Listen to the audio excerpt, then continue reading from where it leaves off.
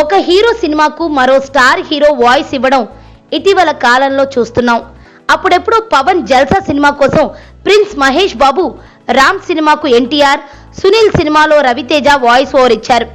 ఇవి మచ్చుకు కొన్ని మాత్రమే. అలాంటి వాయిస్ ఓవర్లు చాలానే ఉన్నాయి. అది కాసేపు పక్కన పెడితే అతిథి పాత్రల గురించి మాట్లాడుకోవాలి. ఓ స్టార్ హీరో సినిమాలో మరో స్టార్ హీరో గెస్ట్ అపియరెన్స్ ఇవ్వడం అనేది చాలా అరుదైన విషయం. ఒకే ఫ్యామిలీకి చెందిన నటులు అలాంటి పాత్రలు చేయడం చూసాం. తాజాగా ఆ ట్రెండ్ మారినట్టు కనిపిస్తోంది. పవన్ సినిమాలో మహేష్ అతిథి పాత్రలో కనిపిస్తాడని ఫిలిం నగర్ వర్గాల టాక్.